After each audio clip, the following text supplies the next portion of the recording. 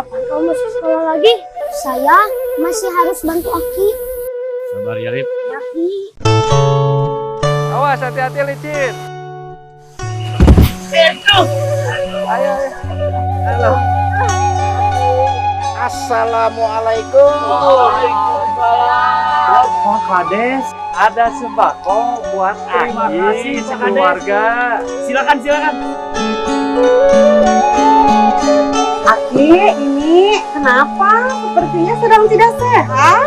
Saya sama suami atas minggu ini begini keadaannya. Atas berobat. Wacan, Bu Dokter. Sekarang tidak usah khawatir lagi soal biaya berobat. Semua sudah dijamin oleh pemerintah. Namanya Jamkesmas. Semua biaya gratis. Bukan hanya itu saja, Ki. Untuk kebutuhan sehari-hari, pemerintah punya program KKS atau Kartu Keluarga Sejahtera. Ibu bawakan seragam dan perlengkapan sekolah yang baru. Bantuan pendidikan dari pemerintah atau PIP. Alhamdulillah, kini Alif bisa sekolah lagi. Yeay! Sekarang giliran saya, Pak Kades. Saya dapat apa dong, Pak Kades? Dapat ini aja, Mang Aep. Iya. Ayo, dukung gerakan pengentasan kemiskinan. Tiap warga Indonesia berhak mendapatkan layanan kesehatan yang baik dan bermutu. Dengan pendidikan yang baik, Mari ciptakan generasi Indonesia emas.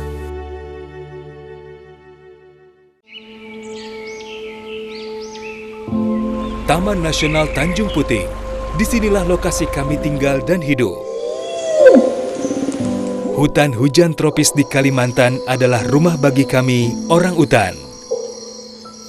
Orang utan ini adalah yang satu-satunya peninggalan nenek moyang kita dan sangat disayangkan apabila kita tidak melindungi dan mengetahui apa sih orang utan itu. Kita harus melindungi dari kepunahan dan untuk menjaga kelestariannya. Jagalah kami dari kepunahan, agar tak hanya dongeng yang menjadi warisan.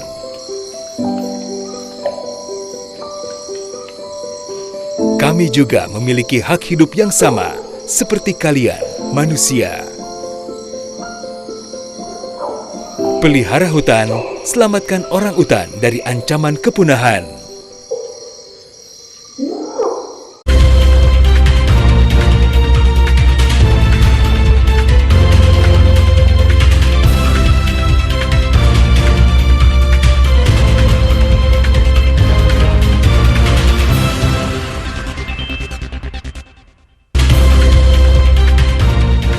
Kementerian Agama menetapkan Hari Raya Idul Adha 10 Zulhijjah 1446 Hijriah atau 2025 jatuh pada 6 Juni 2025.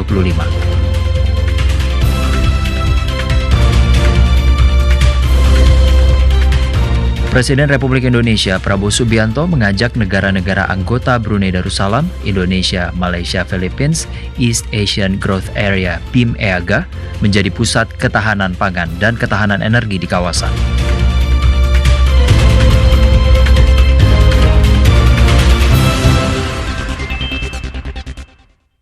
Halo, selamat malam saudara, berjumpa lagi dalam Klik Indonesia Malam. Selain dua laporan utama tadi, kami masih memiliki sejumlah informasi pilihan lainnya untuk menemani istirahat malam Anda. Bersama saya Farhan Rahman, inilah Klik Indonesia Malam selengkapnya.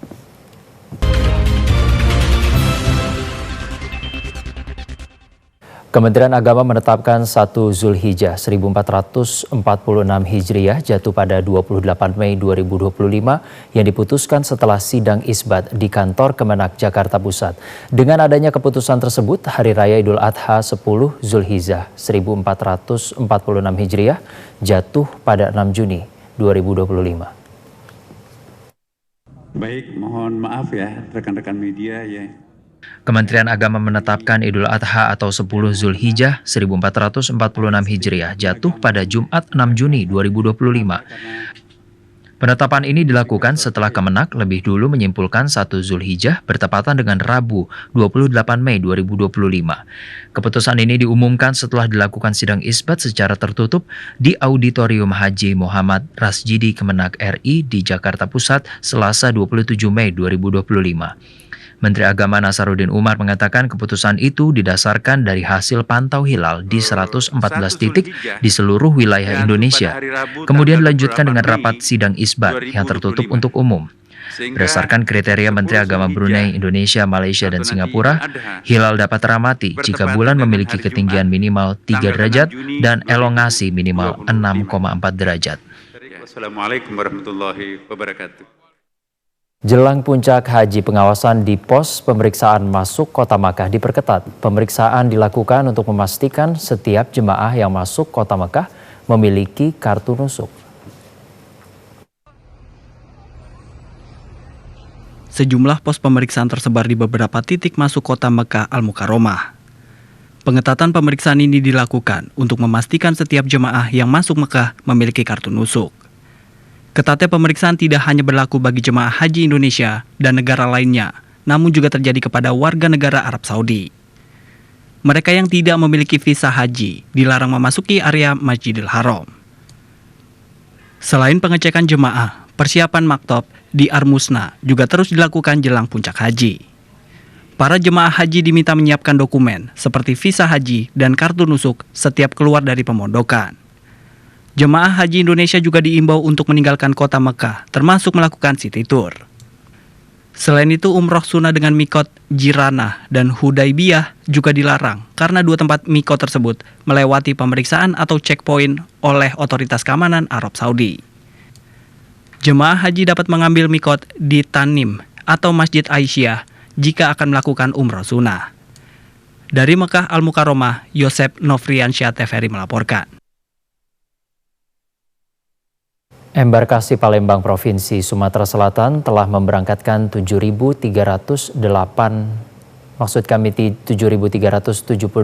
jemaah haji yang berasal dari Sumsel dan Bangka Belitung. Saat ini tersisa 2 kelompok terbang lagi yang akan diberangkatkan pada tanggal 28 dan 29 Mei 2025.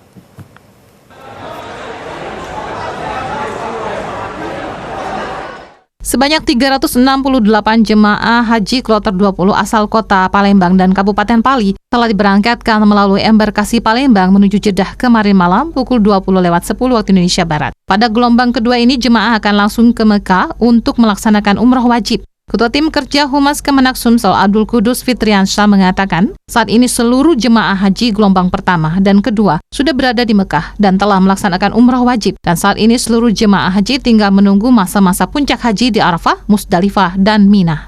Sampai saat ini seluruh jamaah haji embarkasi Palembang, baik itu yang diberangkatkan di gelombang pertama, yaitu dari kloter 1 sampai kloter ke-11, maupun jamaah haji yang diberangkatkan di gelombang kedua, semuanya sudah berada di Mekah. Jadi tidak ada lagi yang berada di Madinah. Mereka sudah melaksanakan umrah wajib dan tinggal menunggu masa-masa puncak haji di Arafah, Musdalifah, dan Mina, yang insya Allah untuk wukufnya terjadwal di tanggal 5 Juni 2025.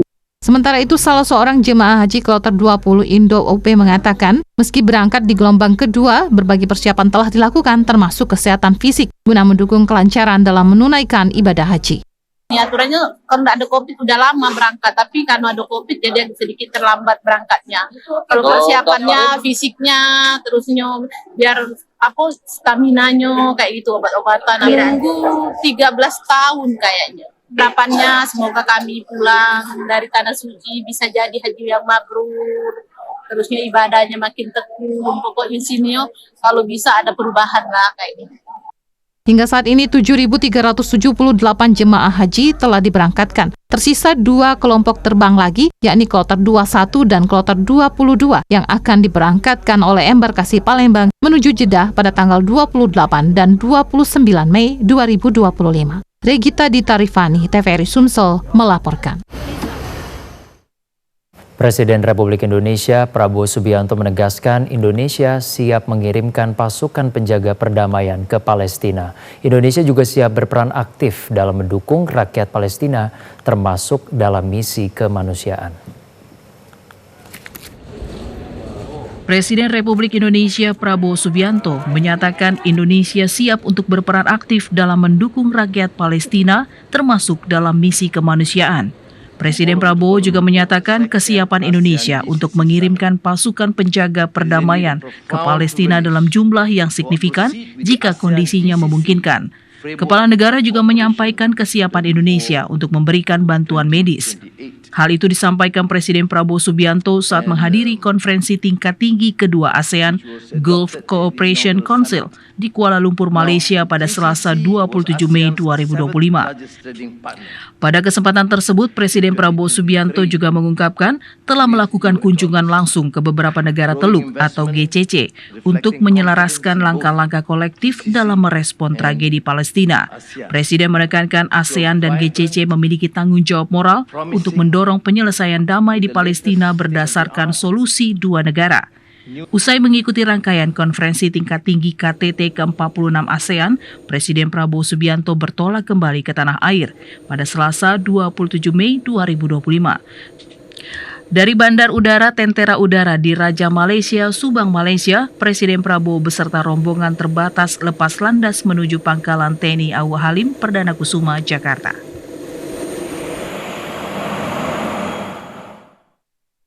Presiden Republik Indonesia Prabowo Subianto mengajak negara-negara anggota Brunei Darussalam, Indonesia, Malaysia, Philippines, East Asian Growth Area BIMP EAGA menjadi pusat ketahanan pangan dan ketahanan energi di kawasan. Presiden menekankan ketahanan pangan dan energi penting untuk kemandirian dan kedaulatan di kawasan. Presiden Prabowo Subianto mengajak negara-negara anggota BIM EAGA saling bekerja sama untuk menjadi pusat pangan regional. Selain itu, Kepala Negara menyampaikan bahwa energi yang dapat dimanfaatkan di kawasan juga akan meningkatkan kedaulatan. Presiden menilai kemandirian kawasan tidak dapat tercapai tanpa adanya ketahanan energi. Kepala Negara juga menyoroti pentingnya penguatan tata kelola, peningkatan keterlibatan sektor swasta dan percepatan proyek infrastruktur untuk mencapai integrasi ekonomi. Presiden Prabowo menegaskan dengan meningkatkan kerjasama serta mengintegrasikan kegiatan ekonomi, seluruh rakyat di kawasan ASEAN akan menerima manfaat bersama. Selain itu, BIM EAGA juga dapat memiliki peran yang lebih kuat di kawasan. Kepala negara turut mengajak para pemimpin negara memanfaatkan momen ini untuk meningkatkan BIM EAGA menjadi model nyata pembangunan berkelanjutan, inklusif, dan siap menghadapi masa depan. Your Majesty, Excellency. Polri mengungkapkan bahwa aksi premanisme menyasar pada objek vital nasional. Sebelumnya Polri pernah diminta oleh Kementerian Perindustrian untuk membantu menyelesaikan masalah minta proyek pada suatu objek vital nasional. Kita punya datanya dari Direktur Pengamanan Objek Vital Korsabara Bahar Kampolri Brigjen Pol Suhendri mengatakan Polri pernah diminta oleh Kementerian Perindustrian untuk membantu menyelesaikan masalah minta proyek pada suatu objek vital nasional. Ia menjelaskan koperasi tersebut tidak mungkin memenuhi persyaratan untuk pengelolaan limbah B3 tersebut. Akan tetapi koperasi itu tetap memaksa agar bisa mengelola limbah sehingga pihak perusahaan memanggil Polri untuk menyelesaikan masalah ini. Brigjen Pol Suhendri mengatakan masalah tersebut dapat dicegah dari awal apabila perusahaan yang menjadi objek vital nasional menerapkan sistem manajemen pengamanan. Hal tersebut tertuang dalam Keputusan Presiden Nomor 63 Tahun 2004 tentang pengamanan objek vital nasional. Akan tetapi dari 1.997 objek vital nasional yang tercatat oleh Polri, baru 80 perusahaan yang bekerja sama dengan Korps Bayangkara dalam hal sertifikasi sistem manajemen pengamanan sehingga rentan terkena premanisme. Maka dari itu Polri mendorong objek vital nasional untuk membangun sistem manajemen pengamanan agar bisa melakukan pencegahan dini dan memitigasi kerugian yang lebih besar. Klik Indonesia Malam masih akan kembali usai jeda. Tetaplah bersama kami.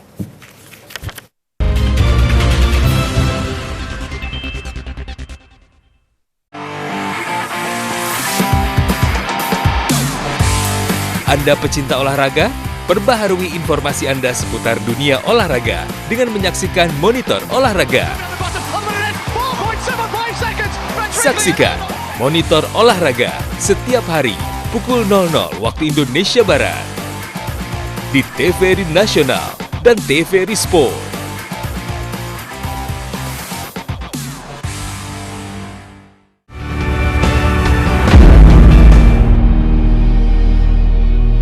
sosok-sosok inspiratif yang memberikan manfaat bagi masyarakat, serta mengangkat realita kehidupan yang terjadi dari berbagai penjuru tanah air.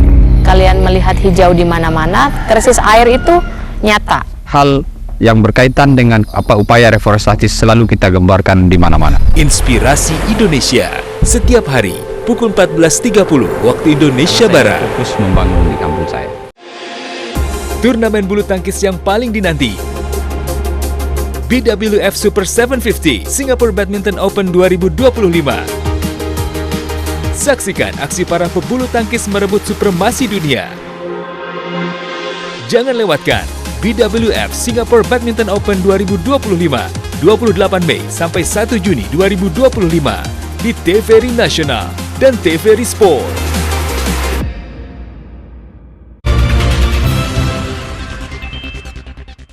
Anda masih bersama kami dalam Klik Indonesia Malam. Komisi 11 DPR RI menyoroti banyaknya peredaran rokok ilegal yang berpotensi menggerus pendapatan negara. Hal ini dikarenakan banyaknya dari industri kecil menengah atau IKM tidak membayar cukai rokok. Anggota Komisi 11 DPR RI, Erik Hermawan, menilai kebijakan eksesif atas tarif cukai rokok memberikan dampak berganda, baik di sektor hulu dan hilir mata rantai tembakau. Ia mengatakan banyaknya industri kecil menengah IKM di Madura tidak membayar cukai rokok, padahal sudah menjadi kewajiban yang harus dibayarkan oleh industri rokok. Ia mengungkapkan industri kecil menengah harus tetap membayar cukai rokok namun menggunakan cukai rakyat, sehingga para pelaku usaha rokok di Madura dapat membayar cukai pada negara dengan biaya yang murah. Hal ini diungkapkan usai melakukan rapat dengar pendapat umum dengan Asosiasi Pengusaha Muda Tembakau Madura atau APMA di Kompleks Parlemen Senayan pada 27 Mei 2025. Jadi di Madura itu sudah hampir 250 lebih pengusaha rokok. Itu bentuknya IKM ya, industri kecil menengah. Cenderung kecil sih, cenderung kecil. Makanya perlu dibantu gitu. Dan memang ini kalau dilihat daripada industri rokok yang besar seperti Sampurna, Gedang Garam dan lainnya, menurut saya memang agak dianggap mengganggu, tapi sebenarnya tidak. Karena ini kecil sekali. Dan ini dikonsumsi oleh kawan-kawan yang orang-orang yang menengah ke bawah, seperti tukang ojek, kemudian pegawai-pegawai yang memang menengah dan gak mampu beli rokok gitu. Tarif biaya cukai rokok itu kan sangat mahal. Jadi kalau Madura ini kan baru saja berdiri untuk perusahaan rokok. Jadi termasuk pada golongan atau EKM, industri kecil menengah. Sehingga apabila ada golongan 3, SKM dan SPM, maka tentu Madura itu akan taat terhadap hukum dan aturan yang diperlakukan. Anggota Komisi 11 DPR RI, Erik Hermawan, mengatakan akan melakukan rapat dengan Kementerian Keuangan terkait dengan tarif cukai rokok yang harus dibayarkan oleh industri kecil menengah. TNI Angkatan Laut bersama tim SAR gabungan berhasil menemukan mayat jenazah korban laka laut di daerah Parit 17, perairan Batang Kuantan, Tembilahan, Kabupaten Indragiri Hilir, Provinsi Riau. Komitmen TNI Angkatan Laut untuk selalu hadir di tengah masyarakat kembali ditunjukkan melalui keberhasilan Pos TNI AL Posal Tanjung Datuk di bawah jajaran Pangkalan TNI AL Dumai bersama dengan tim SAR gabungan berhasil menemukan jenazah korban laka laut di daerah Parit 17, perairan Batang Kuantan, Tembilahan, Kabupaten Indragiri Hilir, Provinsi Riau. Sebelumnya korban dilaporkan hilang akibat perahu yang ditumpangi bersama 4 rekannya yang sedang memancing di sekitar Parit 15, perairan Batang Kuantan. Ditabrak kapal pompang saat sedang memancing. 4 orang rekannya berhasil selamat sementara korban tenggelam. Setelah dilaksanakan operasi pencarian intensif selama 2 hari, korban yang diketahui atas nama Abid, anak dari Babinsa Tambilahan Kota, Sertu Miskal, berhasil ditemukan Senin malam sekitar pukul 20.00 waktu Indonesia Barat. Tim SAR gabungan segera melakukan evakuasi penggunaan speedboat SAR Tembilahan untuk membawa korban ke Rumah Sakit Puri Husada Tembilahan.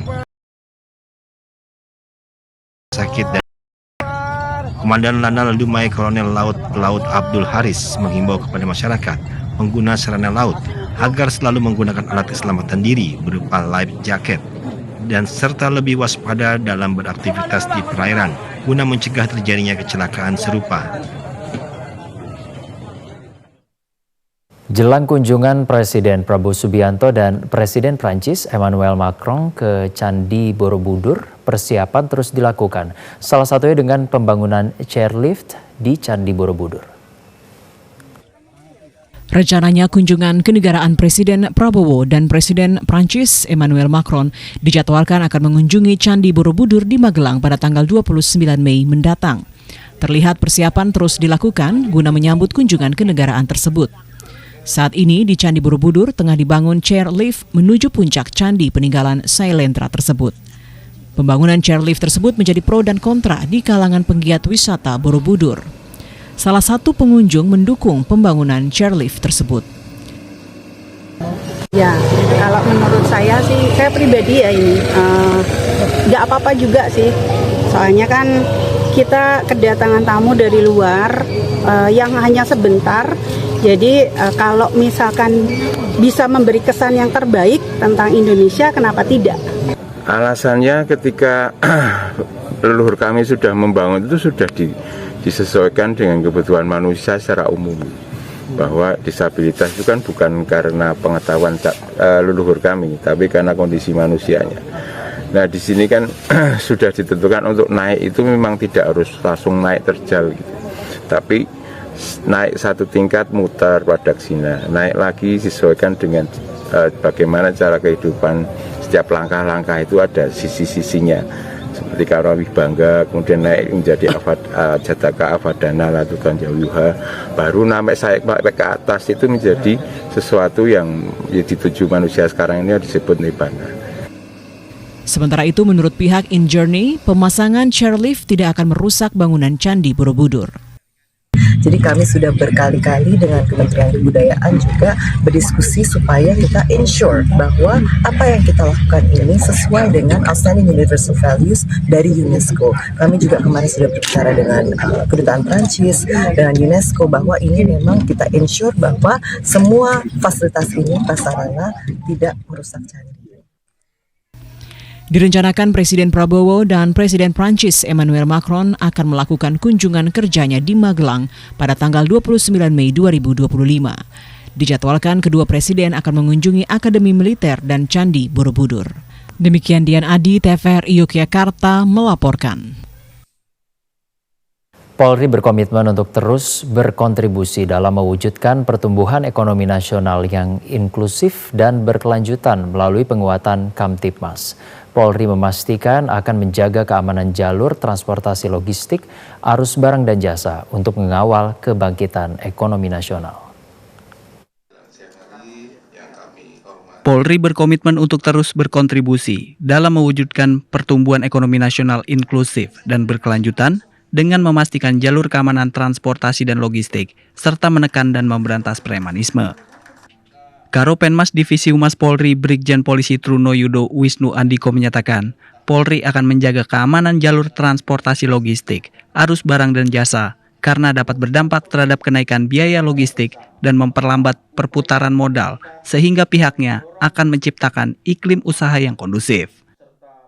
Ada beberapa hal yang menjadi catatan kita bersama, perlunya koordinasi, komunikasi, kolaborasi untuk bagaimana menciptakan pertumbuhan ekonomi yang telah dijadikan visi misi oleh pemerintah, dalam hal ini adalah Bapak Presiden Republik Indonesia.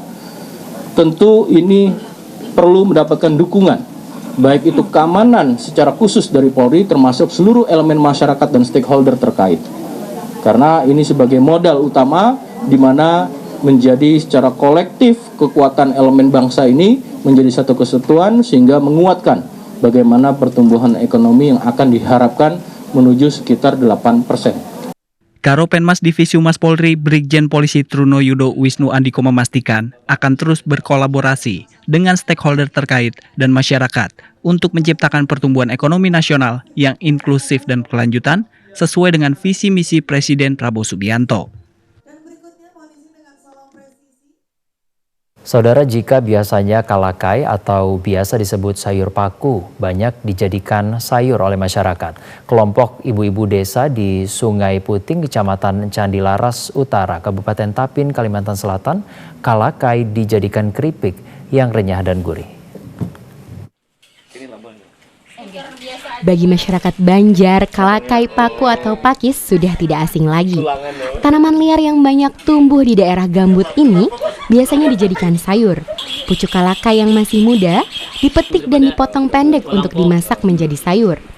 Namun, oleh kelompok ibu-ibu desa Sungai Puting, Kecamatan Candilaras Utara, kalakai justru dijadikan keripik sebagai cemilan yang gurih dan renyah. Bahkan, keripik tanaman yang tumbuh liar dan banyak terdapat di desa ini juga sering dipamerkan dalam kegiatan yang dilaksanakan pemerintah Kabupaten Tapin dan Provinsi Kalimantan Selatan. Mengolah pakis menjadi keripik sangat sederhana.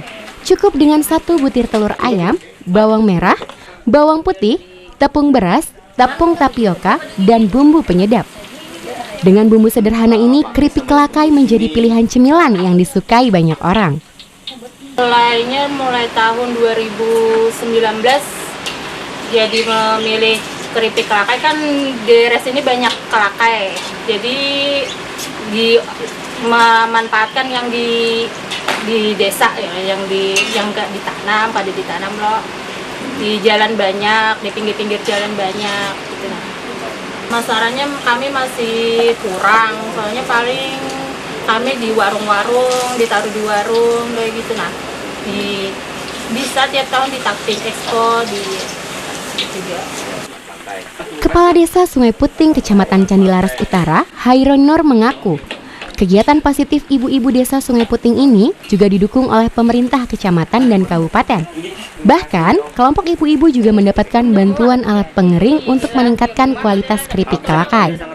Kami sebagai pemerintah desa, otomatis kami mendukung sepenuhnya kegiatan ibu-ibu yang harapannya dengan ada kegiatan ini bisa menambah ekonomi, meningkatkan ekonomi, ya istilahnya ibu-ibu bisa membantu orang suaminya lah untuk ekonominya. Dari kalakai atau pakis yang tumbuh liar, ketika diolah menjadi keripik yang gurih, menjadi potensi ekonomi yang menjanjikan bagi kelompok ibu-ibu di desa Sungai Puting. Sentuhan kemasan yang menarik dan strategi pemasaran yang memadai akan membantu usaha ini dalam meningkatkan pendapatan keluarga.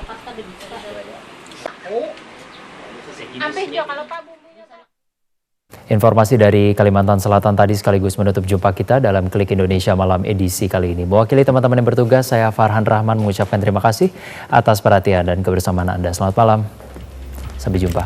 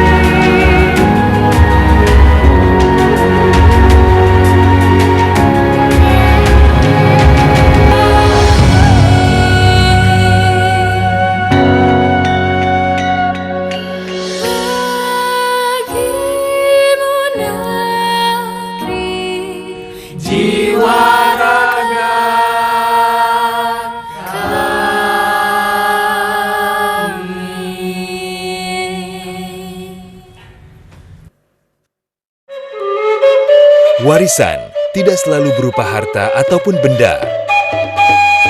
Melalui kerja keras, ketelitian, dan ketekunan, lahirlah mahakarya budaya terbaik kebanggaan bangsa.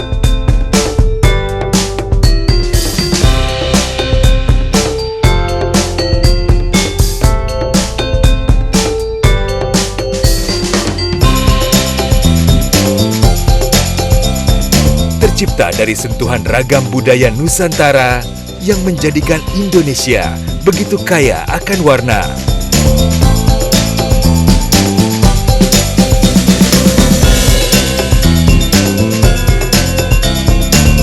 Cintai mahakarya Indonesia. Lestarikan batik, warisan budaya Indonesia.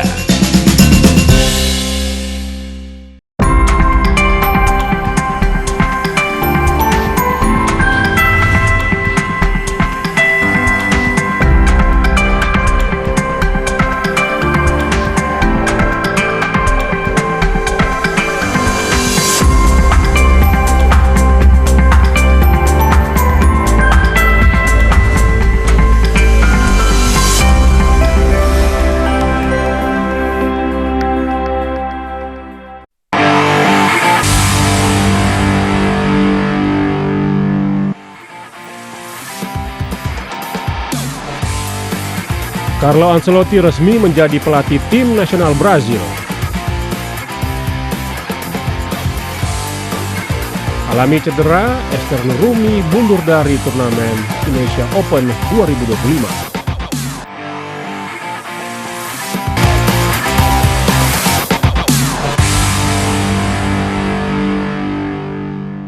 Halo pemirsa, selamat malam. Jumpa lagi di Monitor Olahraga. Selama 30 menit ke depan kami akan menyajikan informasi menarik dari dunia olahraga, baik dari dalam negeri maupun mancanegara bersama saya Zahra Wasid. Informasi selengkapnya tetap di Monitor Olahraga. Kita awali Monitor malam ini dari dunia sepak bola.